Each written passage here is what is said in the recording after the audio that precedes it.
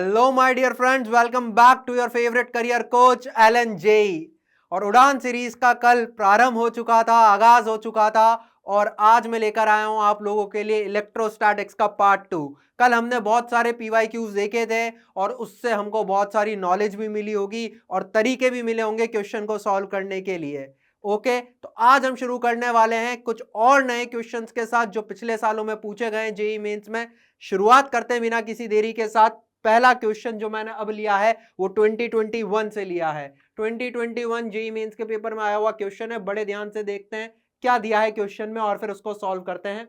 आप लोगों को पता है, if you want you can pause your screen. आप अपनी स्क्रीन को पॉज करिए, क्वेश्चन को पूरा सॉल्व करिए और फिर मेरे सोल्यूशन के साथ अपने सोल्यूशन को मैच करिए। ठीक है, तो क्वेश्चन में क्या बोला गया है? 2 electrons each are fixed at a distance of 2d distance पर 2 इलेक्ट्रॉन्स फिक्स्ड हैं। A third charge proton placed at the midpoint is displaced slightly by a distance x और मुझे गिवन है कि x d के कंपैरेटिव बहुत छोटा है, perpendicular to the line joining two fixed charges. उस लाइन के जो इन दोनों फिक्स्ड चार्जेस को जोड़ रही है उसके परपेंडिकुलर डिस्प्लेस करा गया है। Okay, proton will execute simple harmonic motion having angular frequency. तो जो प्रोटॉन है वो यहां पर सिंपल हार्मोनिक मोशन करेगा, ऐसा क्वेश्चन में बोल दिया गया है। आपको उसकी एंगुलर फ्रीक्वेंसी के बारे में बताना है। तो सबसे परम कर्तव्य क्या बनता है? क्वेश्चन देखते हैं फिजिक्स का, एक रफ डायग्राम बना लो। तो एक रफ डायग्राम बनाते हैं। देखो, ये 2 इलेक्ट्रॉन हर बच्चे को दिख रहे होंगे। हाँ सर, दिख तो रहे हैं 2 इलेक्ट्रॉन। आओ लिख भी लेते हैं अपन यहाँ पर। 2 इलेक्ट्रॉन आया क्या? कहीं ये आ गया। 2 इलेक्ट्रॉन है बेटा। इस पे चार्ज लेटर से -q है ना। इस पे भी चार्ज -q होगा क्योंकि ये इलेक्ट्रॉन है, और क्योंकि ये प्रोटॉन है तो इस पे चार्ज कितना आएगा बेटा? +q। ये इस पे चार्ज आ गया। ठीक है, ये प्रोटॉन है, बीचों बीच रखा हुआ है इन दोनों के। अब इसको थोड़ा सा ऐसे डिस्प्लेस कर दिया। कितने अमाउंट से डिस्प्लेस कर दिया? x अमाउंट से, perpendicular to the line joining them, मतलब ऐसे कर दिया है। तो ये डिस्टेंस कितनी है अपने पास बेटा? ये डिस्टेंस अपने पास है x।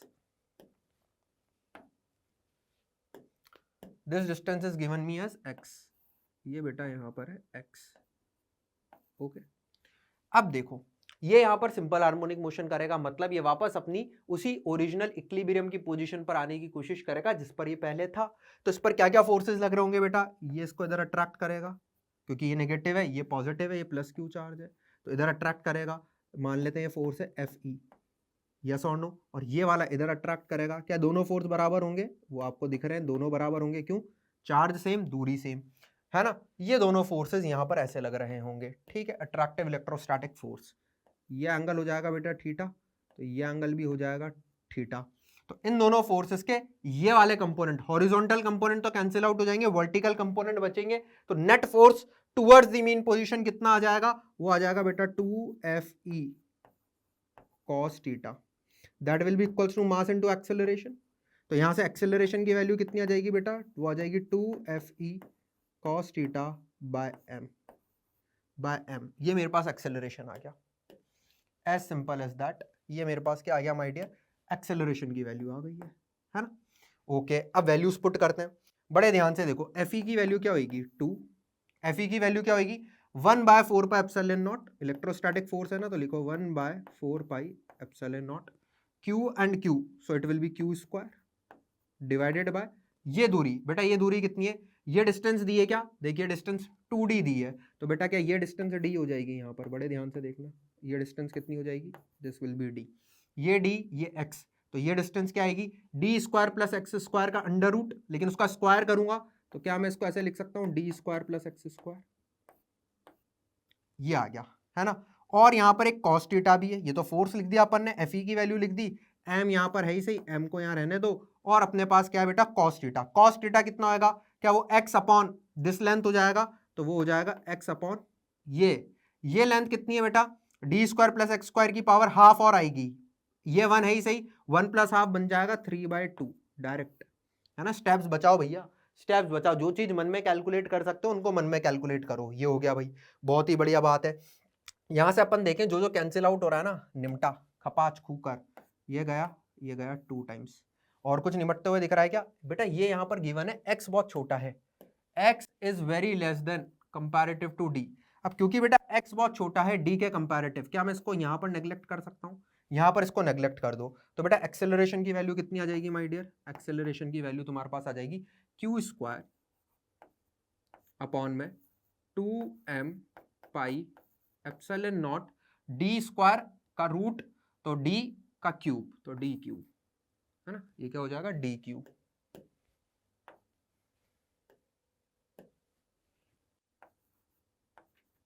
और यहाँ पे आ रहा है x, यहाँ पर आ रहा है x।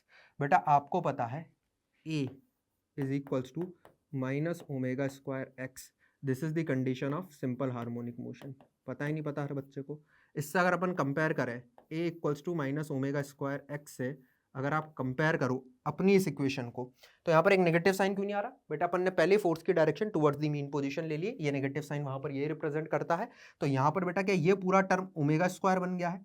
देखो क्या पूरा टर्म ओमेगा स्क्वायर बन गया है, तो बेटा क्या ओमेगा लिख सकता हूं bye simple comparison, you can write omega. Omega कितना आ जाएगा यहाँ पर? ओमेगा इसकी पावर में हाफ हो जाएगा, तो इसकी पावर में हाफ ऑप्शन से मैच कर लो ना, q square by 2 pi, q square by 2 pi epsilon naught m d q, ठीक है, एम डी क्यू पावर में हाफ, यही करेक्ट मैच हो रहा है। बाकी में देख ले कहीं मैच नहीं हो रहा। ओके सर, ये बात तो समझ में आ गई, बढ़िया भी लगी, ये बात तो समझ में आ गई, बढ़िया भी लगी। Third will be my correct answer. Sir आपने सॉरी सर आपने कल मुझे एक चीज समझाई थी। क्या समझाई थी? कि जब भी वेरिएबल में खेल हो रहा हो इस तरीके से, तो यूनिट्स को देख लो, हो सकता है क्वेश्चन वहीं से सॉल्व हो जाए, पूरा सॉल्व करने की भी जरूरत नहीं। यहां पर देखो, क्या यहां पर है क्या ऐसी सिचुएशन? यहां पर ही देख, ये और ये इनकी यूनिट्स मैच नहीं करेगी, तो दो तो हटा सकते हो, लेकिन बेटा इसकी और इसकी इक्वेशन, सॉरी इसकी और इसकी यूनिट वो लगभग सेम है, वो सेम है, तो यहां पर दो ऑप्शन फिर भी बच जाएंगे। तो डायरेक्ट आंसर तो अपन यूनिट डायमेंशन से नहीं बता पाएंगे, लेकिन हाँ अगर ये कुछ और होता है, पावर 1/3 होती है, कुछ और होता, तो मैं डायरेक्ट आंसर बिना सॉल्व करे यूनिट डायमेंशन से भी सॉल्व कर सकता था। इस बात का ध्यान रखना, प्रेजेंस ऑफ माइंड रखना भैया पेपर के अंदर, ठीक है? बात समझ में आई? सिंपल सा क्वेश्चन था, आंसर मैच कर लेते हैं, बल्ले बल्ले आंसर इज 3, मजा आ गया। चलो भाई अगले क्वेश्चन को देखते हैं। अगला क्वेश्चन इज फ्रॉम 2021। देखो क्वेश्चन में क्या बोला गया है, find the electric field at point P। ये पॉइंट P है, इस पे इलेक्ट्रिक फील्ड बतानी है, shown in the figure on perpendicular bisector of uniformly charged thin wire. ये यूनिफॉर्मली चार्ज्ड थिन वायर है, इसकी लेंथ L है, इस पे चार्ज Q है। The distance of the point P from the centre of the rod is, इस P point की distance from the centre of rod ये मुझे दे रखी है √3/2L। इस पर अपने को इलेक्ट्रिक फील्ड के बारे में जानकारी चाहिए, ठीक है? इस डायग्राम को बेटा थोड़ा सा बड़ा करके बना लेते हैं और फिर क्वेश्चन को सॉल्व कर लेते हैं। बेटा अगर मेरे पास एक फाइनाइट रॉड है, उसकी वजह से इलेक्ट्रिक फील्ड की वैल्यू इस P पॉइंट पर आप देखो सिमेट्रिक रखा हुआ है, इसके परपेंडिकुलर बाइसेक्टर पर रखा हुआ है ना, तो इधर तो कोई भी इलेक्ट्रिक फील्ड का कंपोनेंट नहीं आएगा। ये तो श्योरिटी कि इलेक्ट्रिक फील्ड केवल इधर आएगी। अब क्योंकि इलेक्ट्रिक फील्ड केवल इधर आएगी, इस इलेक्ट्रिक फील्ड की वैल्यू अपन क्या लिख सकते हैं? याद करो, K λ/d, थोड़ा सा फॉर्मूला याद कर, साइन θ1 प्लस साइन θ2, जहां पे θ1 कौन सा एंगल होता है? ये एंगल θ1 है। θ2 कौन सा एंगल है? ये एंगल θ2 है। क्या इस केस में θ1 और θ2 बराबर है? इस केस में तो सर θ1 और θ2 बराबर है, तो इसको अपन क्या लिख सकते हैं? 2K λ sine theta upon D, क्योंकि θ1 and θ2 are equal, θ1 equals to θ2 equals to मैंने मान लिया थीटा, ठीक है? अब बस थीटा की वैल्यू निकाल दो और लैम्डा की वैल्यू निकाल लेते हैं। क्या मुझे इस पूरे पे चार्ज क्यू दिया है, तो बेटा लैम्डा की वैल्यू यूनिफॉर्मली डिस्ट्रीब्यूटेड है, क्या Q/L हो जाएगी, ये वैल्यू वहां पुट कर देंगे। साइन थीटा, हाँ सर बड़े ध्यान से देखो बेटा, क्योंकि परपेंडिकुलर बाइसेक्टर है तो ये लेंथ कितनी हो गई? ये लेंथ आपको क्लियरली दिख रही होगी, ये लेंथ हो जाएगी यहाँ पर L/2, ये लेंथ हो गई L/2, और A की वैल्यू कितनी दी है? √3/2L, √3/2L। तो यहां से अगर अपन tan थीटा निकालने जाए तो क्या tan थीटा 1/√3 आ रहा है? ध्यान से देख, tan theta this by this कितना आ जाएगा? 1/√3। अगर tan थीटा 1/√3 आ रहा है तो बेटा थीटा कितना आ गया? थीटा आ गया 30 डिग्री, थीटा आ गया 30 डिग्री। वैल्यू पुट करो बेटा, 2 एप्सिलॉन नॉट के टर्म्स में दिया है ना, तो K को क्या लिख सकते हैं? 1/4 पाई एप्सिलॉन नॉट, है ना? लैम्डा की वैल्यू Q/L पुट करते जाओ, ये तो केवल फॉर्मूला बेस्ड क्वेश्चन है, Q/L। ओके, साइन 30 डिग्री कितना हो जाएगा बेटा? हाफ। साइन 30 डिग्री कितना हो जाएगा? हाफ। और नीचे क्या है? D है ही सही, D है ही सही। अच्छा D की वैल्यू कितनी है? √3/2L है। अरे D की वैल्यू हो रही ना, √3/2L क्वेश्चन में गिवन है, क्वेश्चन में गिवन है। तो डी की वैल्यू भी पुट कर देते हैं, √3/2l। अब जो जो कट रहा है उनको काटो पीटो मारो, ठीक है। देखते हैं, 2 निमट लिया, 2 निमट लिया, ओके। इस 2 से ये भी कैंसिल आउट हो जाएगा 2 टाइम्स, ओके। तो मेरे पास वैल्यू कितनी आ गई, मेरे पास वैल्यू आ गई है बेटा, कितनी आई, Q/L², 2√3πε0, Q/L², 2√3πε0। ये मैच कर बेटा, किस में है, ये रही πε0 L²। ये बल्ले बल्ले आंसर 3 आना चाहिए। देखते हैं, आंसर 3 है। सिंपल था भाई, ये तो कुछ भी नहीं था, फॉर्मूला बेस्ड क्वेश्चन था। आपको ये फॉर्मूला पता होना चाहिए, आपको पता होना चाहिए इसमें थीटा कहाँ होता है, θ1 कौन सा होता है और θ2 कौन सा होता है। बस सिंपल थोड़ी सी ट्रिग्नोमेट्री लगाकर ये थीटा की वैल्यू आपको कैलकुलेट करनी थी according to the given data, question solve हो जाता। लल्लू क्वेश्चन आया था 2021 में, है ना, लड्डू क्वेश्चन बोलता हूं ना मैं इसको, हाँ या ना, हाँ। चलो भाई आगे चलते हैं, अगले क्वेश्चन को देखते हैं। अगला क्वेश्चन देख बेटा, बहुत ही बढ़िया तरीके से देख, शानदार क्वेश्चन 2021 का ये क्वेश्चन अपन ने लिया है। इसमें क्या बोला गया है, there is an inclined plane making an angle 30 degree with the horizontal is placed in uniform horizontal electric field 200 newton per coulomb as shown in the figure. तो भाई ये इंक्लाइंड प्लेन है, 30 डिग्री इंक्लिनेशन हॉरिजॉन्टल के साथ दिया है, और ये एक 200 न्यूटन पर कूलम की यूनिफॉर्म इलेक्ट्रिक फील्ड में रखी हुई है। A body of mass 1 kg and charge 5 micro coulomb, ये बॉडी है जिसका मास 1 kg है, चार्ज इस पे 5 माइक्रो कूलम है, is allowed to slide down from rest at a height of 1 metre. ये 1 मीटर की हाइट से अलाउ करा गया है इसको स्लाइड डाउन करने के लिए, फ्रॉम रेस्ट, रेस्ट से छोड़ा गया है। If the coefficient of friction is 0.2, coefficient of friction मुझे कितना दिया है, 0.2 दिया है। Find the time taken by the body to reach the bottom, आपको ये बताना है कितनी देर में ये बॉडी बॉटम पर पहुंच जाएगी। कुछ वैल्यूज आपको यहां पर गिवन है, तो बड़े ध्यान से देखिएगा। ये मेरे पास बॉडी है, ठीक है। अब इस पे अपन क्या करेंगे, मुझे ये बताना है कितनी देर में नीचे पहुंच जाएगी। सर ये बताने के लिए अगर मेरे पास एक्सेलरेशन की वैल्यू आ जाए तो मैं काइनेमेटिक्स की हेल्प से बता दूंगा। एक्सेलरेशन आएगा NLM से, तो इसका फ्री बॉडी डायग्राम ड्रॉ करते हैं, मजा आ जाएगा। तो इसके लिए अपन इस पे फोर्सेस देखते हैं। बेटा क्या mg नीचे लगेगा, उस mg के दो कंपोनेंट कर सकता हूँ, mg sin 30, mg cos 30। ये देख कर दिए, mg sin 30, mg cos 30। हुए नहीं हुए, हो गए सर, ये बात तो समझ में आ गई। अब इस पे और कौन से फोर्सेस लग रहे होंगे, क्या बेटा नॉर्मल ऐसे लगेगा, नॉर्मल लगा दो, नॉर्मल लग गया। अब इस पे चार्ज भी है और यहां पर इलेक्ट्रिक फील्ड भी है। बेटा इलेक्ट्रिक फील्ड ऐसे है, 200 न्यूटन पर कूलम गिवन है ना, हॉरिजॉन्टल इलेक्ट्रिक फील्ड है। अगर इस पे चार्ज कुछ गिवन है 5 माइक्रो कूलम, पॉजिटिव है, तो इसी डायरेक्शन में फोर्स लगेगा QE, ये फोर्स लगा दिया। इसके भी कंपोनेंट कर लेते हैं, along the incline, perpendicular to the incline. तो बेटा QE का इधर कंपोनेंट कितना आएगा, ये एंगल थीटा हो जाएगा, तो QE cos theta, QE sin theta, वो भी कर लो, QE cos 30, QE sin 30। और क्या लग रहा है, फ्रिक्शन भी तो बोला है, कोफिशिएंट ऑफ फ्रिक्शन दिया है। तो यहां पर अगर ये ब्लॉक नीचे स्लाइड डाउन होने लगेगा तो क्या फ्रिक्शन इसको अपोज करेगा, फ्रिक्शन पीछे की तरफ लगेगा, तो फ्रिक्शनल फोर्स लगा देते हैं ऐसे। अब आपको पता है परपेंडिकुलर टू द इंक्लाइन सारे फोर्सेस बैलेंस्ड होंगे, along the incline net force will be equals to mass into acceleration. देखते हैं कितनी वैल्यूज आती है।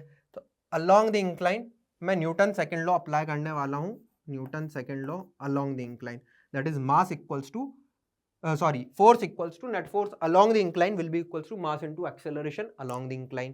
ठीक है, तो बेटा अपन अप्लाई करते हैं, क्या लिखेंगे ध्यान से देख, मैं लिखूंगा mg sin 30 डिग्री, इधर लग रहा है, मैंने मान लिया एक्सेलरेशन भी इधर ही होगा, है ना, मान लिया है कि एक्सेलरेशन भी इधर ही होगा।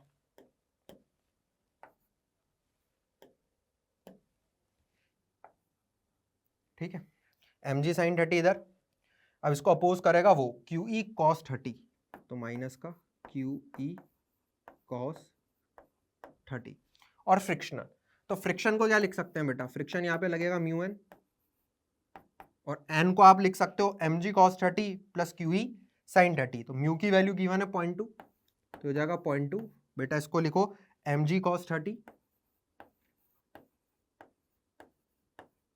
Plus QE sin 30। ये मेरे पास फ्रिक्शनल फोर्स आ गया, ये वैल्यू भी यहाँ पे पुट कर देते हैं। तो थोड़ी सी बड़ी आ रही है, थोड़ा नीचे लिखता हूँ, है ना, स्पेस को देखते हुए, 0.2 into QE sin 30 plus mg cos 30। That will be equals to mass into acceleration. अब यहाँ पे सारी वैल्यूज पुट करनी है बेटा। मास गिवन है क्या? गिवन है 1 kg, जी की वैल्यू 9.8 है ना, ये पुट करना। साइन 30 हो जाएगा हाफ। क्यू गिवन है क्या? 5 माइक्रोकूलम, कन्वर्ट करना मत भूलना, 5 इंटू 10⁻⁻3। इलेक्ट्रिक फील्ड की वैल्यू पुट करना 200 न्यूटन पर कूलम है ना। क्यू ई पता है, एम पता है, जी पता है, एम पता है, एक्सेलरेशन निकलकर यहां से आ जाएगा। अरे आएगा नहीं आएगा? आएगा नहीं आएगा? एक्सेलरेशन निकल कर आ जाएगा। जब तू सारी वैल्यूज पुट करेगा ना, मेरे हिसाब से ये एक्सेलरेशन की वैल्यू जो आएगी अप्रोक्सीमेटली वैल्यूज बेटा आप खुद पुट करना, केवल कैलकुलेशन है, मैथमेटिकल कैलकुलेशन है। तो ये अप्रोक्सीमेटली वैल्यू कितनी आ जाएगी? 2.3 मीटर पर सेकेंड स्क्वायर। ये वैल्यू आ गई, मतलब ये 2.3 मीटर पर सेकेंड स्क्वायर से नीचे एक्सेलरेट करेगा। बेटा कितने ऊपर से छोड़ा गया है? 1 मीटर की हाइट से छोड़ा गया है, 1 मीटर हाइट। बेटा अगर 1 मीटर हाइट है तो ऐसे ट्राइंगल बना ले,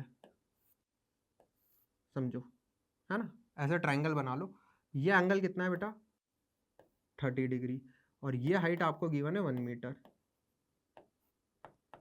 तो बेटा ये निकाल सकता हूं नहीं निकाल सकता? बिल्कुल निकाल सकता हूं। Sine 30 will be equals to half. तो क्या ये 2 मीटर आ जाएगी? ये कितनी आ गई? ये आ गई 2 मीटर। तो इसको 2 मीटर का डिस्प्लेसमेंट कवर करना है with a constant acceleration. So I can apply s will be equals to ut plus half at square. बेटा इनिशियल वेलोसिटी 0 गिवन है क्या? देख यहां पर बोला गया होगा फ्रॉम रेस्ट, ये बोला गया from rest. Initial velocity 0, S की वैल्यू 2, ये इंटू 2 हो जाएगा। एक्सेलरेशन आ ही चुका है, कितना है बेटा एक्सेलरेशन? 2.3। तो 2.3 इंटू टी स्क्वायर। यहां से टी की वैल्यू निकालो, टी की वैल्यू कैलकुलेट करो, ये आ जाएगी 1.3 सेकेंड के अप्रोक्स, 1.3 सेकेंड ये आ जाएगी अपने पास value, which is given in option number 4। ये मेरा आंसर आ गया।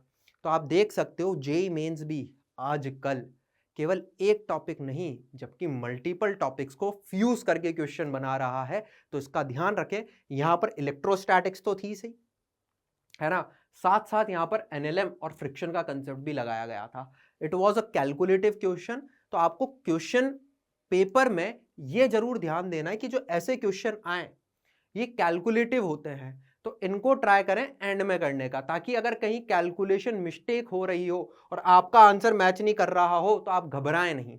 तो आपको दिख गया कि यार क्वेश्चन में कैलकुलेशन होगी, मुझे आता तो है, मैं कर तो लूंगा, लेकिन क्योंकि अभी इसमें हाई कैलकुलेशन इन्वॉल्व है तो मैं इसको थोड़ी देर बाद करूंगा। पहले वो क्वेश्चन करता हूं जिसके अंदर कैलकुलेशन कम है, जो मेरे आंसर जल्दी लेकर आएंगे, उनसे मेरा मोराल भी बूस्टअप होएगा, मेरा कॉन्फिडेंस भी बूस्टअप होएगा। तो इस बात का ध्यान रखें। ये क्वेश्चन मैंने यहां इसलिए लिया है ये बताने के लिए जो हाईली कैलकुलेटिव क्वेश्चन होते हैं। All that was a easy question, Newton second law ही तो अप्लाई करना था यार। एक फ्री बॉडी डायग्राम बनाने के बाद कुछ भी नहीं था, लेकिन कैलकुलेशन इन्वॉल्व थी। तो ऐसे क्वेश्चंस को आपको थोड़ा बाद में लेना है, पहले उन क्वेश्चंस पे अटैक करें जिनमें कैलकुलेशन कम है, जिनमें कंसेप्ट ज्यादा है, और जो क्वेश्चन आपको पता है कि तो फटाफट हो जाएंगे, पहले उनको करो और फिर एक और राउंड करो पेपर का, उसके अंदर ऐसे क्वेश्चंस को अटेम्प्ट करो। ठीक है, चलो भाई आंसर देखो 4th, बल्ले बल्ले मजा आ गया, आंसर आ गया है। ठीक है, चलो अब अगले क्वेश्चन की तरफ बढ़ते हैं। अगला क्वेश्चन कौन से ईयर में है? 2021 से लिया गया है, जेईई मेंस 2021 में आया हुआ एक क्वेश्चन है, बड़े ध्यान से देखो। An infinite number of point charges each carrying 1 microcoulomb charge are placed along the y-axis at y equals to 1 meter, 2 meter, 4 meter, 8 meter and so on. Infinite charges है। The total force on a 1 coulomb point charge placed at the origin is given to me as x into 10 to the power 3 Newton. आपको x की value बतानी है, nearest integer. मैंने कहा हर question का एक ही ब्रह्मास्त्र होता है, सबसे परम कर्तव्य आपका बनता है क्वेश्चन पढ़ते ही एक रफ डायग्राम जरूर ड्रॉ करें। तो देख x इक्वल्स टू 0 पर 1 कूलम चार्ज रखा हुआ है, फिर x इक्वल्स टू 1 पे 1 माइक्रोकूलम, x इक्वल्स टू 2 पे 1 माइक्रोकूलम, x इक्वल्स टू 4 पे 1 माइक्रोकूलम, x इक्वल्स टू 8 पे 1 माइक्रोकूलम एंड सो ऑन। ऐसे इनफाइनाइट चार्जेस रखे हुए हैं। अब ये 1 माइक्रोकूलम के जितने भी इनफाइनाइट चार्जेस है, इन सब की वजह से इस 1 कूलम वाले चार्ज पे लगने वाला फोर्स कैलकुलेट करना है। तो सोचो ये सब पॉजिटिव चार्जेस है, ये 1 कूलम भी पॉजिटिव चार्ज है, तो इन सब की वजह से जो फोर्स आ रहा होगा क्या वो नीचे ही आ रहा होगा? From each and every charge जो इस 1 कूलम पे फोर्स लग रहा होगा क्या वो डाउनवर्ड डायरेक्शन में लग रहा होगा? हाँ, तो क्या मैं सिंपली ऐड कर सकता हूं सारे फोर्सेस को क्योंकि डायरेक्शन सेम है? वेक्टर अलजेब्रा, थोड़ी बहुत सोचो। हाँ सर ठीक है। तो देख सबसे पहले 1 माइक्रोकूलम, ये जो 1 मीटर पे रखा हुआ है इसकी वजह से फोर्स कैलकुलेट करते हैं। वो फोर्स कितना आएगा? लेट अस से वो आया F1, वो कितना हो जाएगा बेटा? वो हो जाएगा k, बड़े ध्यान से देखना, इंटू 1 इंटू 10⁻⁻⁶, क्योंकि माइक्रो है, डिवाइडेड बाय 1 का स्क्वायर। सिमिलरली अगर मैं F2 कैलकुलेट करने जाऊंगा तो F2 कितना हो जाएगा, k 1 इंटू 10⁻⁻⁶ अपॉन इनके बीच की दूरी कितनी हो जाएगी बेटा 2, तो ये हो जाएगा 2 का स्क्वायर। सिमिलरली आगे के भी होंगे, इन सब में आपको एक चीज कॉमन दिख रही होगी, जो चीज कॉमन दिख रही है उनको कॉमन निकालो और बाकी को अंदर रहने दो, एंड सो ऑन। तो नेट फोर्स जो आएगा, नेट फोर्स, वो अपन क्या लिख सकते हैं बेटा, नेट फोर्स।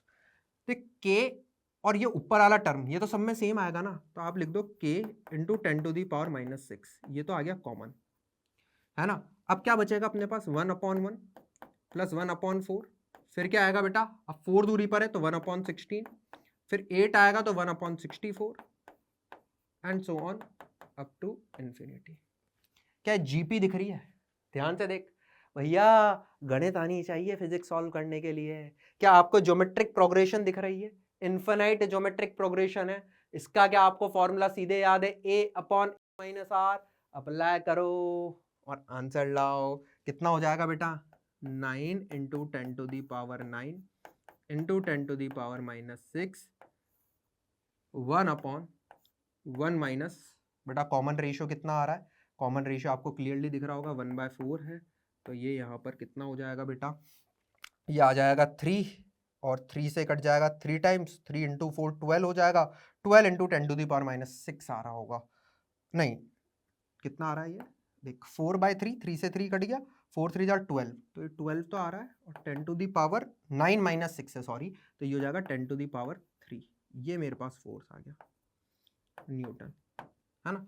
अब मुझे कितना गिवन था बेटा, मुझे गिवन था x इंटू 10⁻3, तो बेटा x की वैल्यू क्लियरली क्या दिख रही है, 12, तो मेरा करेक्ट आंसर क्या हो जाएगा, 12 will be my correct answer.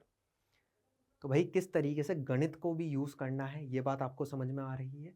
GP का फॉर्मूला अगर आपको नहीं आता तो यहां तक तो फिजिक्स का रूल था, अब जीपी नहीं आती तुझे इनफिनाइट जीपी सॉल्व करना, तो ये तू सॉल्व नहीं कर पाएगा, तो वो आनी चाहिए, ज्योमेट्रिक प्रोग्रेशन आना चाहिए, तभी ये क्वेश्चन को आप यहां तक इसके आंसर तक पहुंचा पाओगे। तो आंसर 12 बल्ले बल्ले हमारा सही आया है। आगे बढ़ते हैं अगले क्वेश्चन की ओर। अगला क्वेश्चन कहां से लिया गया है बेटा, अगेन 2021 का क्वेश्चन है, बड़े ध्यान से देखना क्वेश्चन में क्या बोला गया है। A certain charge capital Q is divided into 2 parts, Q and capital Q minus Q। Okay, how should the charges Q and small q be divided so that Q and capital Q minus Q placed at a certain distance apart experience maximum electrostatic repulsion। मैं इसको किस तरीके से divide करूं कि इनके बीच में लगने वाला फोर्स मैक्सिमम हो जाए, जो रिपल्सिव फोर्स है। ठीक है, देखते हैं, मान लेते हैं कि हमने डिवाइड कर दिया है, तो एक चार्ज को तो यहां रख दिया, लेट अस से कैपिटल Q माइनस Q को, है ना, और इससे कुछ दूरी पर यहां पर एक और चार्ज रख दिया है स्मॉल q, ऐसे डिवाइड करा गया। ये दूरी मान लेते हैं, ये दूरी है d, ये दूरी कितनी है d। तो बेटा इन पे लगने वाला इलेक्ट्रोस्टैटिक रिपल्शन फोर्स कुछ ऐसे लगेगा, इस पे इधर लगेगा और इस पे इधर लगेगा, electrostatic force, electrostatic repulsive force. इसकी वैल्यू अपन क्लियरली लिख सकते हैं, कितनी हो जाएगी बेटा, q minus q into q divided by D square, ये होगी बेटा वैल्यू। ये मैक्सिमाइज करनी है, तो आपको क्लियरली दिख रहा है कि ये फोर्स अगर मुझे मैक्सिमाइज करना है तो ये डिपेंड कर रहा है स्मॉल q पर, है ना। तो इसको डिफरेंशिएट कर देते हैं फॉर मैक्सिमा एंड मिनिमा, आपको पता ही है, डिफरेंशिएट कर देते हैं q के रिस्पेक्ट में और इसको कर देते हैं 0 के इक्वल, तो मेरे पास वैल्यू आ जाएगी। अरे यही तो है, यही तो है ब्रह्मास्त्र मैक्सिमा मिनिमा का, यस और नो। तो यहाँ पर अगर मुझे फोर्स मैक्सिमम चाहिए और ये डिपेंड कर रहा है क्यू पर, तो मैंने क्यू के रिस्पेक्ट में क्या कर दिया, डिफरेंशिएट कर दिया, 0 के इक्वल कर दिया। तो डिफरेंशिएट करते हैं बेटा, अगर मैं इसको डिफरेंशिएट करने जाऊँगा, देखना dFE/dQ अगर मुझे करना है तो वो कितना हो जाएगा बेटा, k/d² तो कॉन्स्टेंट है, तो इनको तो ले लो बाहर, है ना, अंदर का डिफरेंशिएशन करते हैं। बेटा क्या इसको q इंटू क्यू लिख सकता हूँ, तो q का डिफरेंशिएशन 1 हो जाएगा, केवल q बच जाएगा, माइनस ये q² है, q² का डिफरेंशिएशन 2q हो जाएगा, और मुझे इसको करना है 0 के इक्वल। अगर मैं 0 के इक्वल करूंगा तो क्या q की वैल्यू 2q के बराबर आ रही है, बड़े ध्यान से देख, ये मेरा यहाँ पर आंसर आ गया, q की वैल्यू 2q के बराबर। ऑप्शन नंबर 2 में गिवन था, खत्म कहानी, सिंपल सा क्वेश्चन, आसान। अरे आया नहीं आया, आया नहीं आया, मतलब हाफ कर दो, जो भी चार्ज है अगर उसको आप हाफ करके रखोगे तो इनके बीच में, इन दोनों चार्जेस के बीच में, हाफ हाफ चार्जेस के बीच में जो इलेक्ट्रोस्टैटिक रिपल्शन होगा वो क्या होगा, मैक्सिमाइज हो जाएगा। ये बात मुझे समझ में आ रही है? अरे समझ में आया? हाँ सर, क्लियर है। आगे बढ़ते हैं, अगले क्वेश्चन की ओर चलते हैं। अगला क्वेश्चन 2021 का ही, बड़े ध्यान से देखो। ओहो हो, a body having specific charge 8 microcoulomb per gram is resting on a frictionless plane at a distance 10 centimetre from the wall as shown in the figure. ये दीवार है, इससे 10 सेंटीमीटर दूर ये बॉल रखी हुई है और इसका स्पेसिफिक चार्ज दिया है बेटा, माइंड इट। मुझे चार्ज नहीं दिया, मुझे दिया स्पेसिफिक चार्ज, मतलब मुझे दिए Q/m की वैल्यू कितनी है बेटा, वो 8 माइक्रोकूलम पर ग्राम, ये मुझे दी है, ठीक है। It start moving towards the wall when a uniform electric field of 100 volt per metre is applied horizontally towards the wall. तो यहां पर ऐसे इलेक्ट्रिक फील्ड अप्लाई करी गई है, ऐसे ऐसे इलेक्ट्रिक फील्ड अप्लाई करी गई है। कितनी करी गई है, 100 वोल्ट पर मीटर। आओ अप्लाई कर देते हैं अपन 100 वोल्ट पर मीटर, ऐसे ये 100 वोल्ट पर मीटर, ये ऐसे इलेक्ट्रिक फील्ड यहाँ पर अप्लाई करी गई है इस डायरेक्शन में, ठीक है। If the collision of the body with the wall is perfectly elastic, ओहो हो, अब ये जाकर इससे कोलाइड करती है और यहाँ पर इससे जो कोलिजन होता है परफेक्टली इलास्टिक होता है, तो आपको टाइम पीरियड ऑफ मोशन बताना है। अगर बेटा इससे परफेक्टली इलास्टिक कोलिजन होगा तो आपको पता है कि अगर ये जाकर इससे परफेक्टली इलास्टिक कोलिजन करेगी और ये वॉल है, अगर ये वॉल है मतलब ये फिक्स्ड है, तो वॉल से कोलिजन की कंडीशन आपको पता होगी। अगर परफेक्टली इलास्टिक कोलिजन हो तो क्या ये अपनी वेलोसिटी को केवल डायरेक्शन बदल लेगी, ये अपनी वेलोसिटी का केवल डायरेक्शन बदल लेगी। मानो ये बॉल आकर यहां पर टकराती है इधर, लेटर से v वेलोसिटी से, तो टक्कर के बाद की सिचुएशन क्या बनेगी, क्योंकि कोफिशिएंट ऑफ रेस्टिट्यूशन 1 है, क्यों, क्योंकि बोला गया इलास्टिक कोलिजन है, तो ये बॉल टक्कर के बाद ऐसे हो जाएगी v वेलोसिटी से, मतलब वेलोसिटी का डायरेक्शन बदलेगा, मैग्नीट्यूड में कोई फर्क नहीं आएगा। ये आपको कोलिजन की कंडीशन पता होनी चाहिए, सेंटर ऑफ मास में पढ़ाई होगी, कोलिजन फ्रॉम फिक्स्ड वॉल, है ना, ये कंडीशन आपको पता होनी चाहिए। ओके, तो वापस लौटेगी। अब समझो, ये आकर टकराई, v वेलोसिटी से टकराई, v से लौटी, अब इसके पास वेलोसिटी इधर है, लेकिन सोचो क्या इलेक्ट्रिक फील्ड इधर है, अगर इलेक्ट्रिक फील्ड इधर है तो इस पर फोर्स इधर है, फोर्स इधर है तो एक्सेलरेशन इधर है, तो क्या इसकी वेलोसिटी धीरे धीरे धीरे धीरे कम होती जाएगी, क्या वो वेलोसिटी वापस यहीं आकर जीरो होगी? आप समझो, वापस इसी पॉइंट पर आकर वेलोसिटी जीरो आएगी, क्यों, क्योंकि कांस्टेंट एक्सेलरेशन है तो मोशन सिमेट्रिक होने वाला है, कांस्टेंट एक्सेलरेशन है तो मोशन कैसा होने वाला है, सिमेट्रिक, वापस यहीं जीरो होगी। फिर इलेक्ट्रिक फील्ड है तो अभी भी एक्सेलरेशन इसी डायरेक्शन में है भैया, फोर्स इस डायरेक्शन में है, एक्सेलरेशन भी इसी डायरेक्शन में है ना, तो वापस एक्सेलरेट करेगी, फिर यहाँ पर टकराएगी, फिर वेलोसिटी पलट जाएगी, फिर धीरे धीरे आकर यहाँ पर जीरो हो जाएगी। तो ये मोशन ऐसे ऐसे ऐसे ऐसे ऐसे ऐसे ऐसे ऐसे कंटिन्यूअसली चलता रहेगा। ये आपके दिमाग में मोशन चलना चाहिए। इसका टाइम पीरियड पूछा है, टाइम पीरियड का मतलब यहाँ से लेकर यहाँ तक पहुंचे और वापस लौट कर आ जाए, एक रेवोल्यूशन कंप्लीट हो जाएगा, फिर वापस ऐसा ही करेगी, फिर वापस ऐसा ही करेगी, तो वो टाइम पीरियड मुझसे यहाँ पर पूछा गया है। कैसे निकाले? मैंने कहा निकालते हैं, बड़े ध्यान से देखो, ये क्वेश्चन है, क्वेश्चन की फील आनी बहुत जरूरी है सबसे पहले। अब देखो, सबसे पहले तो बेटा इसको कन्वर्ट कर लेते हैं अपन, Q/m जो दिया है ना, इसको कन्वर्ट कर लो किसमें, SI यूनिट में। परम कर्तव्य ये बनता है SI यूनिट में कन्वर्ट कर लो। तो Q/m ये कितना हो जाएगा, ये हो जाएगा 8 × 10⁻⁻6 अपॉन 10⁻⁻3 कूलम पर kg, है ना, that can be written as 8 × 10⁻⁻3 coulomb पर kg। ये तो मेरे पास Q/m आ गया। अब सोच, इस पर फोर्स लग रहा होगा ऐसे, ये भी अभी अपन ने समझा। इस फोर्स की वैल्यू निकालकर एक्सेलरेशन निकाल लेते हैं, तो F will be equals to ma, तो यहाँ से a की वैल्यू कितनी आ जाएगी, F/m। बेटा फोर्स कितना लग रहा होगा, QE/m, Q ही फोर्स होगा, बाय m कर दो तो एक्सेलरेशन आ जाएगा। बेटा क्या Q/m मुझे पता है, ये रहा Q/m, 8 × 10⁻⁻3, 8 × 10⁻⁻3, तो Q/m गिवन है, और इलेक्ट्रिक फील्ड ये दे रखी 100 वोल्ट पर मीटर। तो बेटा मेरे पास एक्सेलरेशन कितना आ गया, ध्यान से देख, एक्सेलरेशन आ जाएगा, ये हो जाएगा ओ, तो 1 बजेगा तो 0.8 मीटर पर सेकेंड स्क्वायर, ये मेरे पास एक्सेलरेशन आ गया। अब यहाँ से लेकर यहाँ तक की दूरी भी तो पता होगी क्वेश्चन में, ये दे रखी 10 सेंटीमीटर, मतलब 0.1 मीटर। तो सोच जब ये यहाँ से चलेगा तो यहाँ पर टकराएगा, तो क्या मैं इसकी वेलोसिटी निकाल सकता हूँ टकराने की जस्ट पहले वाली? हाँ सर वो तो निकाल सकते हैं। तो बेटा वेलोसिटी कितनी आ जाएगी? वेलोसिटी आ जाएगी इनिशियल वेलोसिटी 0, एक्सेलरेशन कितना है 0.8, या ऐसे लिख सकते हैं v square equals to u square plus 2as, है ना? उससे करते हैं क्योंकि टाइम तो मुझे पता ही नहीं है ना यार। तो मुझे क्या लगानी पड़ेगी? Third equation of motion. लगाओ third equation of motion. v square will be equals to 0 plus 2 into 0.8 into 10/100। ये हो गया भाई। तो यहाँ पर देखो 8 2 जार 16, हाँ सर, तो 1.6 1.6 तो 0.16 ये मेरे पास v स्क्वायर आ गया। आया नहीं आया? ये मेरे पास v स्क्वायर आ गया।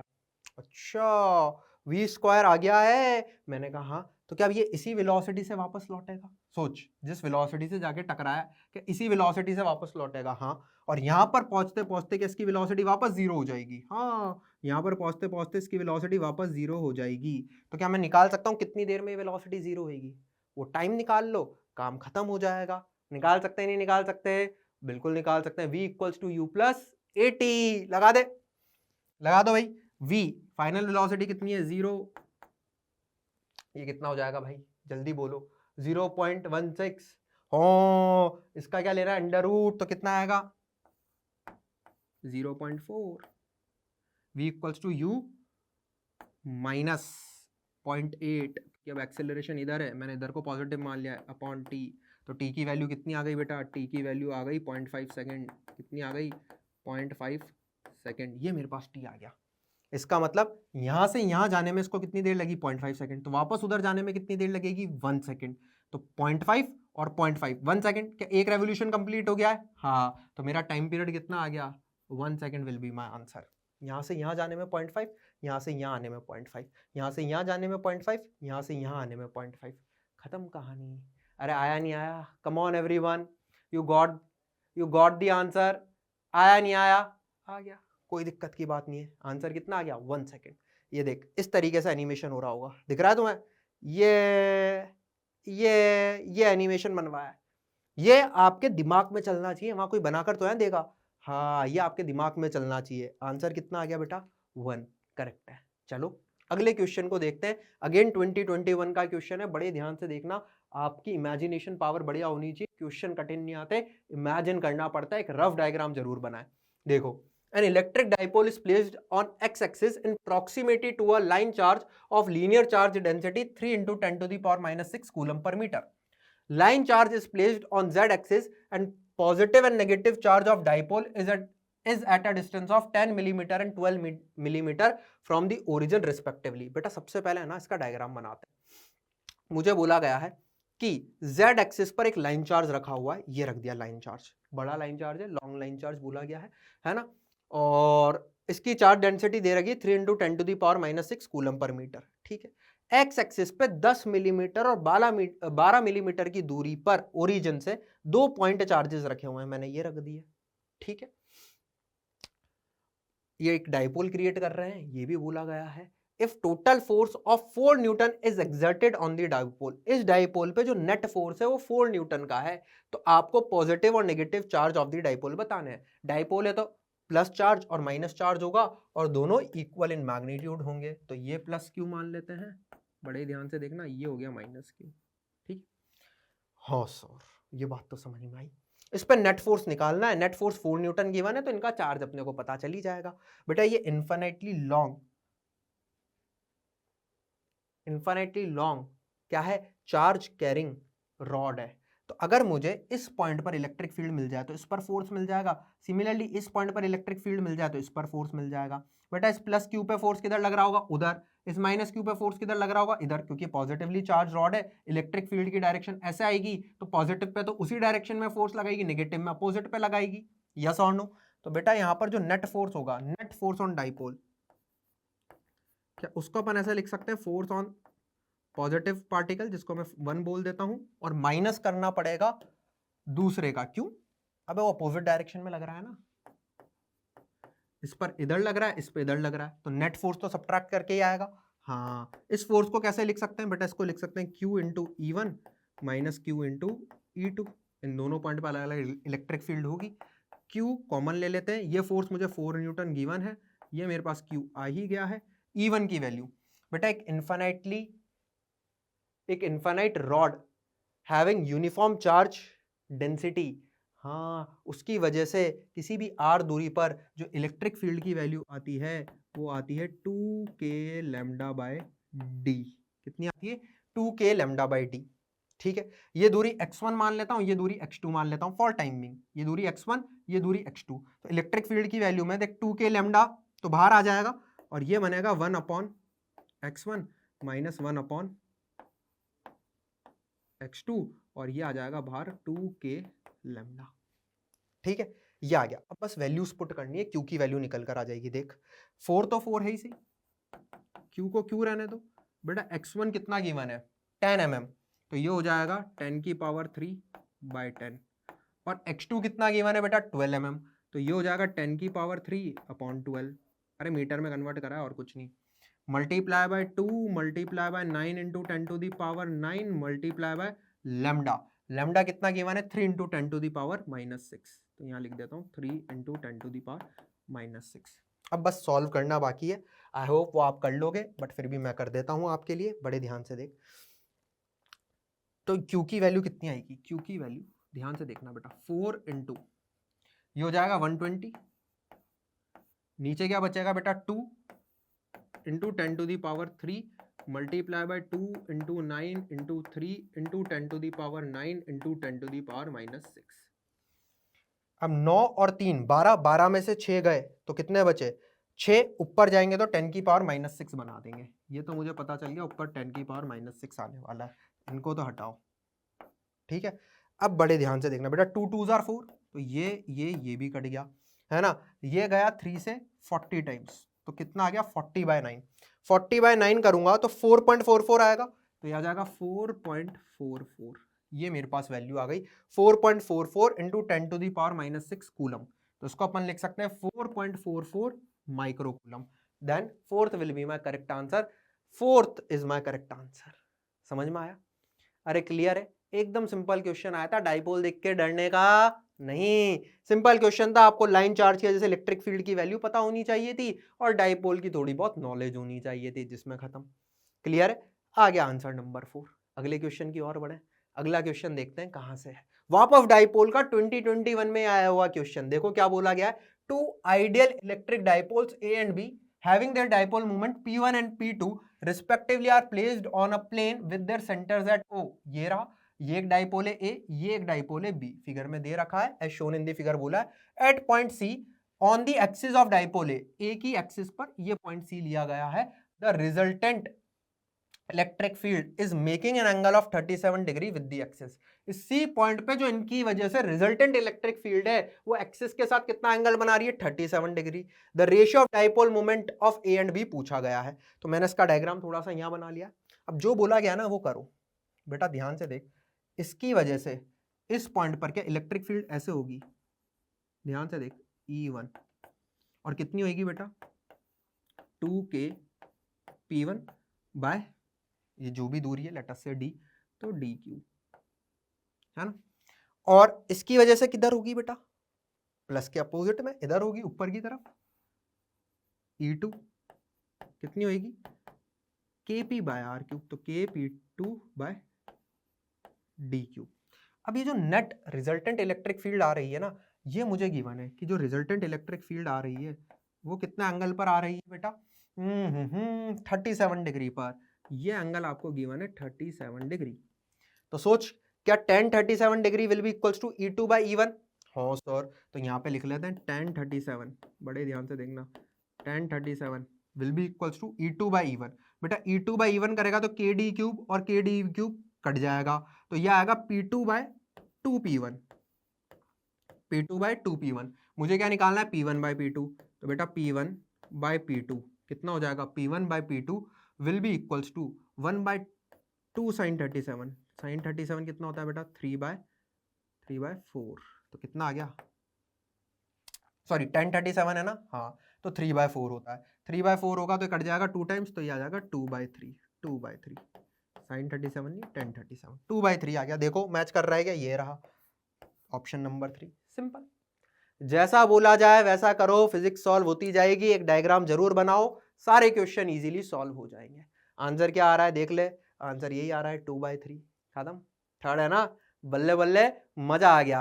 अगले क्वेश्चन की ओर चले। तो ये क्वेश्चन देखो, ये है क्वेश्चन फ्रॉम 2020। इस क्वेश्चन में क्या बोला गया बेटा, in finding the electric field using Gauss law, formula magnitude of E is equals to Q enclosed upon epsilon naught A is applicable. In the formula, epsilon naught is permittivity of free space, A is the area of Gaussian surface, and Q enclosed is the charge enclosed by the Gaussian surface. The equation can be used in which of the following situation? तो चार situation दिए, पूछा गया ये equation अपन कब use कर सकते हैं। तो बेटा आपको एक चीज पता है, क्या पता है, गॉस लॉ लिखो सबसे पहले।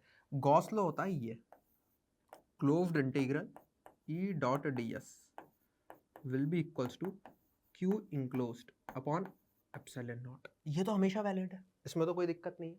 लेकिन सोचो इसको अगर वैसा बनाना है तो ये आप बहुत बार बनाते हो जब सिमेट्रिक चार्ज डिस्ट्रीब्यूशन आपको दिखता है। कैसे बनाते हो, सोच, क्या अपन इसको ऐसे लिख देते हैं क्या, E का मैग्नीट्यूड dA cos थीटा Q enclosed upon epsilon naught। अब E को इंटीग्रेशन के बाद तब निकाल पाएंगे जब पूरी की पूरी गॉसियन सरफेस पे E का मैग्नीट्यूड सेम हो। तो अगर E सेम है on whole Gaussian surface, E का मैग्नीट्यूड सेम है पूरी की पूरी गॉसियन सरफेस पे, तो E बाहर आ जाता है ना।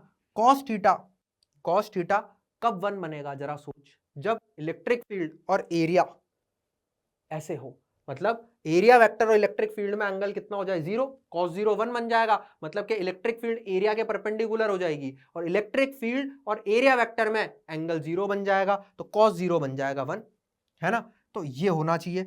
और डीए का इंटीग्रेशन पूरी गॉसियन सरफेस पे क्या a बन जाएगा, that will be equals to Q enclosed upon epsilon naught. तो E की वैल्यू कितनी आ गई, वो फॉर्मूला बन गया जो ऊपर लिखा हुआ है, Q enclosed upon A epsilon not. लेकिन ये कब एप्लीकेबल है, पूरी पर E सेम हो पूरी गॉसियन सरफेस पर और इलेक्ट्रिक फील्ड गॉसियन सरफेस के परपेंडिकुलर हो, तभी अपन ये लगा सकते हैं। अब ऑप्शन देख, only when Gaussian surface is equipotential surface.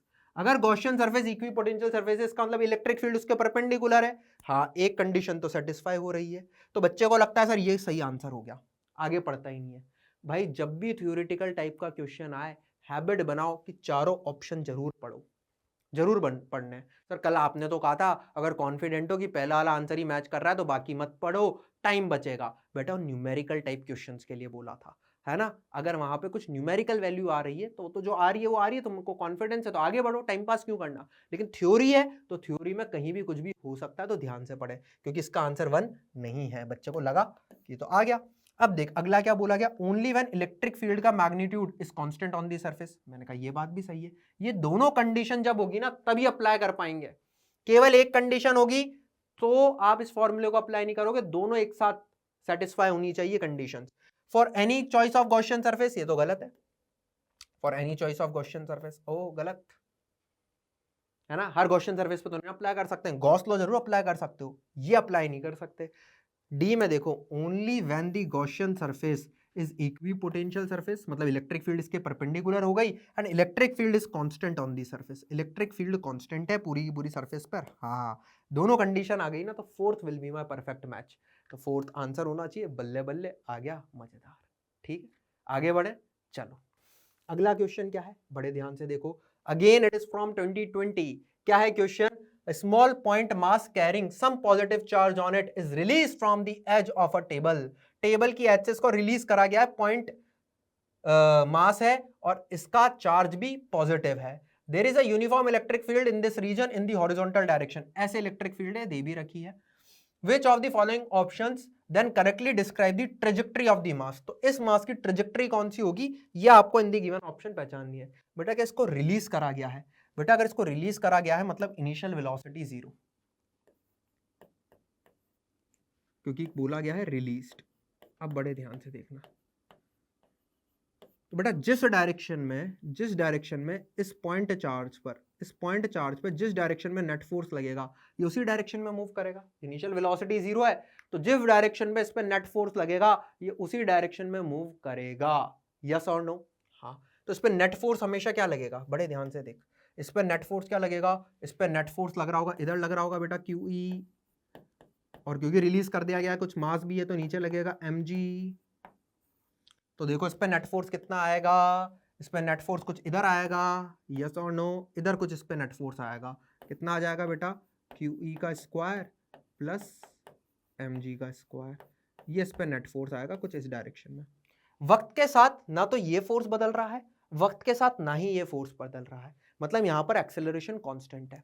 अगर किसी चार्ज को रिलीज कर दिया जाए और उसका एक्सेलरेशन कांस्टेंट हो, तो जिस डायरेक्शन में एक्सेलरेशन होता है चार्ज उसी डायरेक्शन में मूव करता है इन अ स्ट्रेट लाइन। यह आपको काइनेमैटिक्स में पढ़ाया होगा। तो यहां पर इलेक्ट्रोस्टैटिक्स के साथ साथ काइनेमैटिक्स भी लग रही है, तो आंसर आ जाएगा ये कुछ इस तरीके से स्ट्रेट लाइन में मूव करेगा। अगर ये बेटा इस तरीके से स्ट्रेट लाइन में मूव कर रहा है, तो यहां पर देखो 3 ट्रेजेक्टरी तो मुझे कर्व्ड दी है, गलत हो गई, यही एक स्ट्रेट ट्रेजेक्टरी गई है, दी गई है बेटा। इन्होंने y नीचे माना है, x इधर माना है, मतलब ये ऐसे मूव करेगा, तो इसको जब अपन उल्टा करके बना लेंगे तो ये ऐसा आ जाएगा। तो यहाँ पर करेक्ट ऑप्शन क्या होगा, correct option will be option number 4, ये मेरा करेक्ट ऑप्शन होगा। बल्ले बल्ले, मजा आ गया। सिंपल क्वेश्चन था, लेकिन काइनेमैटिक्स को फ्यूज कर दिया गया था इलेक्ट्रोस्टैटिक्स के साथ। आपको बेसिक कंसेप्ट पता होने चाहिए, आंसर आ जाएगा। ठीक है, आगे बढ़ते हैं भाई। 2020 का ये क्वेश्चन हमने देख ही लिया है, आंसर है 4th। बल्ले बल्ले, मजा है। अगला क्वेश्चन देखो, अगला क्वेश्चन है 2019 से। 2019 का ये क्वेश्चन बड़े ध्यान से देखना, क्या बोला गया है, 4 equal point charges Q each are placed in XY plane at 0,2, 4,2, 4,-2 and 0,-2. The work required to put a fifth charge Q at the origin of the coordinate system will be. तो सबसे पहले रफ डायग्राम, कोऑर्डिनेट एक्सिस बना ली, ठीक है। अब जहां जहां charge बोला गया वहां वहां चार्ज प्लेस कर दो, ये पुट कर दिए 0,2, 4,2, 4,-2, 0,-2, ये रख दिए। अब मैं एक चार्ज लाना चाह रहा हूं प्लस Q, ये सब चार्ज भी Q ही है, वो चार्ज भी Q ही है। कहां पे रखना चाह रहा हूं मैं, ओरिजिन पे।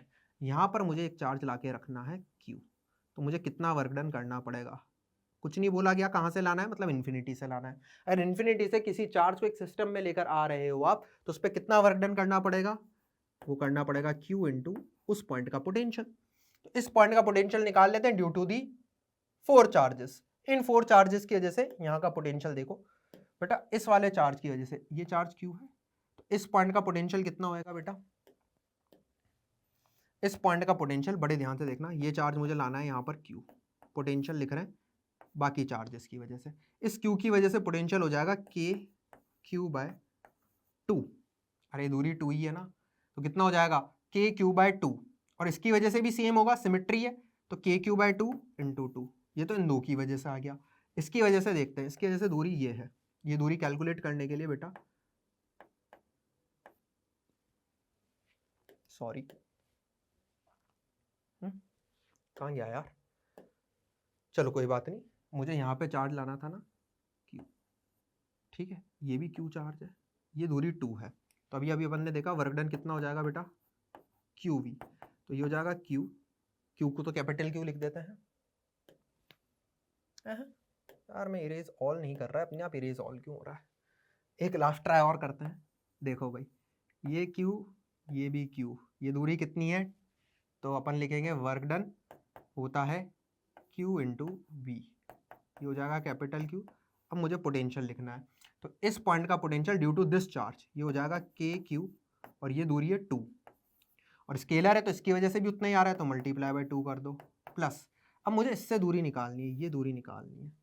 ये दूरी कैसे निकालेंगे, बड़े ध्यान से देखना, ये दूरी निकालने के लिए बेटा, क्या आपको ये दूरी पता है, ये दूरी कितनी है 4, नहीं ये दूरी है 2, अरे ये दूरी कितनी है, ये तो 2 है ना y वाली, हाँ ये दूरी है 2, और ये दूरी कितनी है, ये दूरी है 4।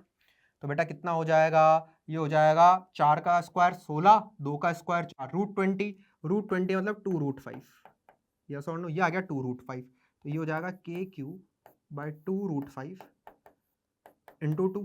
सर इंटू 2 क्यों कर दिया, अरे ये भी तो सिमेट्रिक रखा हुआ है, इसकी वजह से भी तो सेम पोटेंशियल आएगा, आया ना, हाँ, तो ये आ जाएगा बेटा KQ²/2 इंटू 2, 1 + 1/√5, 2 ने 2 को मार दिया, खपाच खपाच, KQ², K को एप्सिलॉन नॉट की टर्म्स में लिखना है, तो 1/4πε0 है ना, यहाँ पर आ जाएगा Q² 1 + 1/√5, this will be my answer.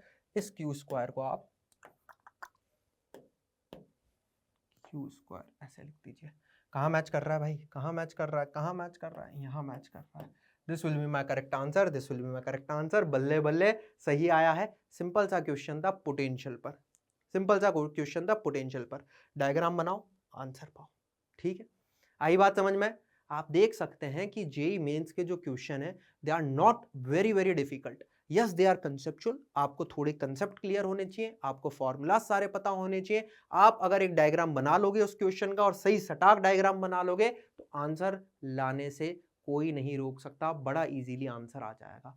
ठीक है, चलो अब चलते हैं अगले क्वेश्चन की ओर, दैट इज फ्रॉम 2018। 2018 का ये क्वेश्चन है। क्या बोला गया है? Three concentric metal shells A, B and C of respective radii A, B and C, जहां पर A सबसे छोटी है, फिर उससे बड़ी B है, फिर उससे बड़ी C है, have surface charge densities plus sigma, minus sigma and plus sigma respectively. The potential of shell B पूछा गया है, B shell का potential. According to given situation तीन shell बनाओ, रेडियस A, B, C के, A सबसे छोटा, B उससे बड़ा, C उससे बड़ा, ये बना लिया अपन ने। ठीक है, इस पे चार्ज डेंसिटी कितनी दी है? सिग्मा। अब मेरी बात ध्यान से समझना बेटा, अगर इस पे चार्ज डेंसिटी सिग्मा है, ओहो ब्लू कलर आ गया क्या, मजा नहीं आया, येलो। इस पे चार्ज डेंसिटी कितनी है? सिग्मा, है ना। तो बेटा समझो अगर इस पे चार्ज डेंसिटी सिग्मा है तो ये भी कंडक्टिंग शेल बोला है ना, कंसेंट्रिक मेटल शेल बोले हैं, तो क्या इधर चार्ज इंड्यूस्ड हो जाएगा माइनस सिग्मा, लेकिन इस पर सॉरी क्यों नहीं सिग्मा,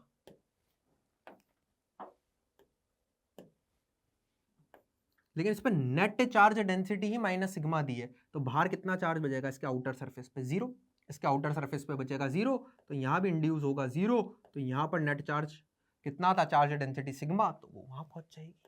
अरे बात समझ में आ रही है नहीं आ रही? क्लैरिटी है या नहीं है? क्रिस्टल क्लियर है एकदम बात? बात तो क्लियर है सर। ऐसे यहाँ पर चार्ज डिस्ट्रीब्यूशन होगा। अब मुझे बी वाले शेल का क्या बताना है? पोटेंशियल। अब बी वाले शेल का सबसे पहले शेल ए की वजह से पोटेंशियल लिखते हैं। शेल ए की वजह से पोटेंशियल होगा k charge on shell a divided by radius of a, नहीं रेडियस ऑफ बी, क्योंकि मुझे तो बी शेल का पोटेंशियल लिखना है, तो रेडियस ऑफ ए तो नहीं ना आएगा, यहां पर आएगी radius of b plus k charge on b divided by radius of b plus k charge on c divided by radius of c, क्योंकि बी शेल सी वाले के अंदर है, तो यहां पे रेडियस किसकी लिखूंगा? सी की लिखूंगा, है ना। ओके सर, अब बड़े ध्यान से देखो, इसको सॉल्व करते हैं। के तो कॉमन आ जाएगा बेटा, क्यू ए, देख Q A Q B Q C लिखने के लिए मुझे क्या करना पड़ेगा? 4 पाई इंटू उनकी रेडियस का square, that will be area multiply by charge density, surface charge density. तो कोई भी क्यू अगर तुझे लिखना है या किसी भी शेल का, तो वो जाएगा 4 पाई आर स्क्वायर इंटू जो भी उसकी चार्ज डेंसिटी होगी। तो क्या 4 पाई सिग्मा कॉमन आ जाएगा? बड़े ध्यान से देखो, स्टेप्स बचा रहे हैं अपन, क्या बचा रहे हैं? स्टेप्स, स्टेप्स सेव करो, ठीक है। तो के कॉमन आ गया, सिग्मा बाहर आ जाएगा और 4 पाई आर स्क्वायर। अब देखना, तो 4 पाई भी बाहर ले लो, 4 पाई भी क्या करो? बाहर ले लो, 4 पाई भी बाहर ले लो, ले लो। अंदर क्या बचेगा बेटा? यहां पर क्यू ए है तो यहां पर आएगा R A square divide by R B. यहां पर क्या आएगा? ये माइनस सिग्मा है, यहां पर क्या है? माइनस सिग्मा, तो माइनस साइन लगाना पड़ेगा। यहां पर आएगा R B square upon R B, और यहां पर क्या आएगा? प्लस ही है यहाँ तो यहां पर आएगा R C square upon R C, आएगा नहीं आएगा? R C square upon R C, ये आएगा भाई।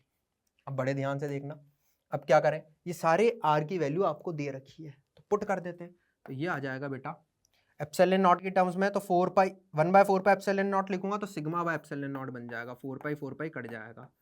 ये बन गया बेटा a square minus b square, a square minus b square upon b, और ये बन गया प्लस सी।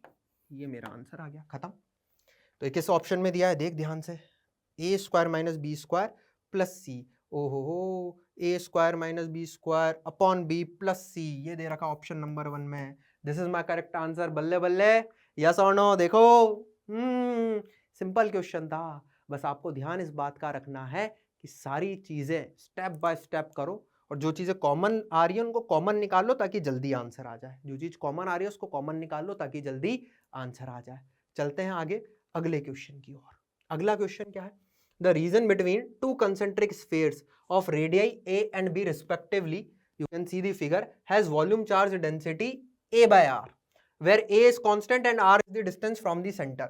यहाँ पे जो वॉल्यूम चार्ज डेंसिटी और वेरिएबल दी है A by R दी है। At the centre of the sphere is a point charge Q, centre पे एक पॉइंट चार्ज Q रखा हुआ है। द वैल्यू ऑफ A आपको बतानी है such that electric field in the region between the spheres will be constant. तो जो स्फीयर्स के बीच का रीजन है ना, इसमें इलेक्ट्रिक फील्ड R के इंडिपेंडेंट आ जाए, कांस्टेंट आ जाए, तो आप बताओ A कितना होगा। बड़े ध्यान से देख, मैंने उसी फिगर को इधर ड्रॉ कर लिया थोड़ा बड़ा करके। बेटा इस रीजन में इलेक्ट्रिक फील्ड कांस्टेंट चाहिए, तो सबसे पहले तो इस रीजन में इलेक्ट्रिक फील्ड निकालें। कैसे निकालेंगे सर? गॉस लॉ अप्लाई करना पड़ेगा। तो मैंने क्या करा, यहां से R पे जाकर एक गॉसियन सरफेस मान लिए, R दूरी पर जाकर क्या मान ली? गॉसियन सरफेस मान लिए। इस गॉसियन सरफेस के लिए मुझे क्या लिखना पड़ेगा? इस गॉसियन सरफेस के लिए मुझे लगाना पड़ेगा गॉस लॉ। तो इस गॉसियन सरफेस के लिए जब अपन गॉस लॉ लगाएंगे तो मैं लिखूंगा integral E dot ds will be equals to Q enclosed upon epsilon naught. ये हो जाएगा। अब इलेक्ट्रिक फील्ड तो पूरे के पूरे गॉसियन सरफेस पे क्या है? कांस्टेंट है, E लिख सकते हैं। हमेशा गॉसियन सरफेस से परपेंडिकुलर है इलेक्ट्रिक फील्ड। हाँ सर, तो कॉस जीरो क्या बन जाएगा? 1 बन जाएगा, क्योंकि एरिया वेक्टर और इलेक्ट्रिक फील्ड के बीच में एंगल 0 हो जाएगा। तो ds का इंटीग्रेशन 4 पाई r स्क्वायर बन जाएगा। तो ये आ जाएगा E into 4 pi r square, that will be equal to Q enclosed. बेटा एक चार्ज तो सेंटर में रखा हुआ है Q, प्लस अब इस वॉल्यूम में कितना चार्ज है वो भी तो मुझे लिखना पड़ेगा, Q in the volume divided by epsilon naught. अब मुझे Q निकालना है जो वॉल्यूम में है। वो कैसे निकाले? बेटा अगर वेरिएबल चार्ज डेंसिटी दी है और ये चार्ज निकालना है कि इस वॉल्यूम में कितना चार्ज है, तो इंटीग्रेशन करना पड़ेगा। पहले एक छोटा सा एलिमेंट में निकालो चार्ज कितना है, फिर करो। तो यहाँ एलिमेंट कैसे कंसीडर करेंगे? क्या x पे जाकर dx थिकनेस का एक शेल कंसीडर कर लूं? हाँ सर, तो x पे जाकर dx थिकनेस का मैंने एक शेल कंसीडर कर लिया। इस शेल के लिए लगभग अपन रो को क्या मान सकते हैं? कांस्टेंट मान सकते हैं। तो इस शेल में जो चार्ज होगा वो होगा dq। उसको आप क्या लिखोगे? रो की वैल्यू हो जाएगी बेटा a बाय एक्स, क्योंकि x is the distance from the centre, centre से दूरी कितनी ली अपन ने? x। तो a by x 4 pi x square dx इसका वॉल्यूम। तो डेंसिटी इंटू वॉल्यूम क्या आ गया अपने पास? चार्ज आ गया। ठीक है सर, अगर मुझे टोटल चार्ज निकालना है तो मुझे इसको इंटीग्रेट मारना पड़ेगा। Q कितना आ जाएगा? इसको इंटीग्रेट मारो। बेटा कहां से लेकर कहां तक मारेगा? देख A से लेकर R तक, क्योंकि चार्ज तो A के बाद स्टार्ट हुआ है ना, A रेडियस के बाद। तो A से लेकर R तक, इस बात का ध्यान रखें, A से लेकर स्मॉल r तक।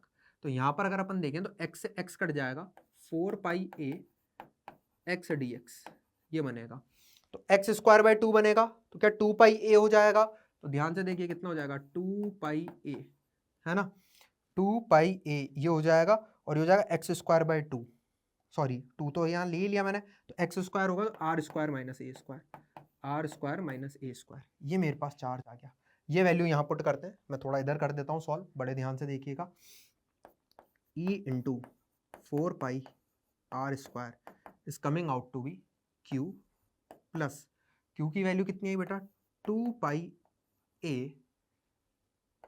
Are square, sorry capital A है, मैं वही सोचूं ये 2 a कैसे आ गए। ओहो कहाँ गया? पूरा ही गायब हो गया है, तो पूरा ही गायब हो गया है, वापस लिखना पड़ेगा। वापस लिखते हैं, देखो कितना आएगा, ये आ जाएगा E dot ds Q enclosed upon epsilon naught. अब मैं एक्सप्लेन नहीं कर रहा, एक्सप्लेन कर चुका हूँ, फटाफट लिख देता हूँ। E into 4 pi R square Q plus Q upon epsilon naught, है ना। dq की वैल्यू अपन लिख देंगे a by x 4 pi x square dx। तो q यहाँ पर आ जाएगा 4 पाई, है ना, 4 पाई a, ये कट जाएगा तो ये बचेगा x dx का integration from a to r, तो ये आ जाएगा यहाँ पर 2 pi a, and this will be r square minus a square. ये वैल्यू यहाँ पर पुट करनी थी अपने को, है ना। तो E into 4πr² that will be equals to capital Q, तो Q ही है। स्मॉल q कितना हो गया बेटा, 2πa into r² minus 2πa capital A into a²।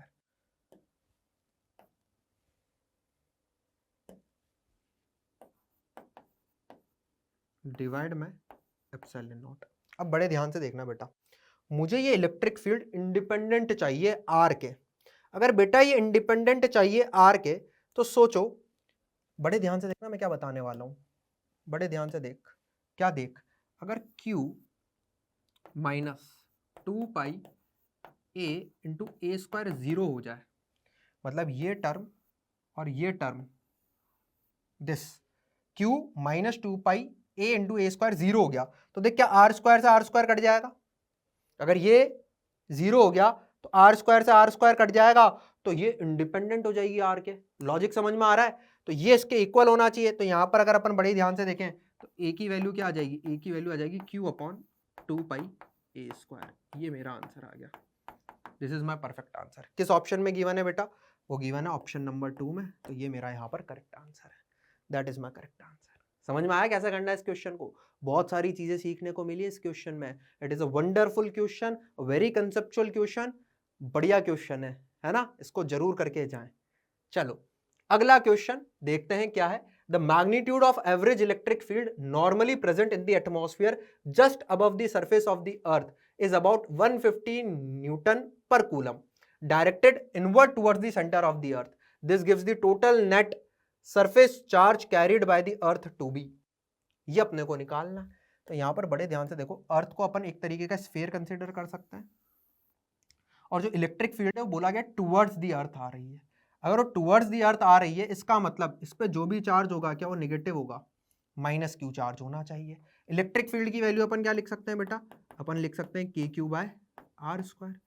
Electric field की वैल्यू कितनी गिवन है, वो गिवन है 150, तो ये हो जाएगा 150 equals to epsilon naught given है, तो k को लिख सकते हो 1/4π। एप्सिलॉन नॉट कितना गिवन है, 8.85 इंटू 10⁻⁻12, है ना। ये हो गया k। q मुझे निकालना है, डिवाइड किससे करूं, r²। तो रेडियस किसकी लूंगा, यहाँ पर रेडियस लेनी पड़ेगी अर्थ की। रेडियस किसकी लेंगे भाई, रेडियस लेंगे अर्थ की, वो भी गिवन है। कितनी गिवन है बेटा, 6.37 इंटू 10⁻6 का होल स्क्वायर। तो इसको सॉल्व करते हैं बेटा। ये 10⁻12, ये 10⁻⁻12, ये तो कट लिया। अब q की वैल्यू कितनी हो जाएगी, q की वैल्यू हो जाएगी 150 इंटू 4π इंटू 8.85 इंटू 6.37 इंटू 6.37, ये मेरे पास आ जाएगी। इसको फर्दर सॉल्व करोगे तो ये अप्रॉक्सीमेटली आ जाएगी आपकी -680 किलो कूलम। सर माइनस क्यों लगाया, मैंने कहा ना इलेक्ट्रिक फील्ड बोली गई है directed towards the centre of earth है ना। It is directed towards the centre of earth. क्योंकि इलेक्ट्रिक फील्ड ऐसी है इसलिए चार्ज नेगेटिव होना चाहिए, इसलिए मैंने माइनस लगाया। करेक्ट आंसर क्या जाएगा, option number 2 will be the correct answer. समझ में आई बात, अरे क्लैरिटी है। तो इसी के साथ बेटा सेशन 2 भी करते हैं खत्म, पार्ट 2 इलेक्ट्रोस्टैटिक्स का करते हैं खत्म। आई होप आपको इलेक्ट्रोस्टैटिक्स की सारे कंसेप्ट क्लियर हो गए हों। हमने वैरायटी ऑफ क्वेश्चंस लिए थे जिससे आपको अलग अलग कंसेप्ट समझने में मदद मिले। हमने कंडक्टर्स भी देखा, डाइपोल भी देखा, कूलम लॉ भी देखा, इलेक्ट्रिक फील्ड भी देखी और इलेक्ट्रिक पोटेंशियल भी देखा। यही नहीं, हमने वो फ्यूजन भी देखा कि किस तरीके से मैकेनिक्स और इलेक्ट्रोस्टैटिक्स को फ्यूज करके क्वेश्चन पूछे गए हैं जेईई मेंस में। आप हंसते रहिए, मुस्कुराते रहिए, खुश रहिए। All the best, see you some other day.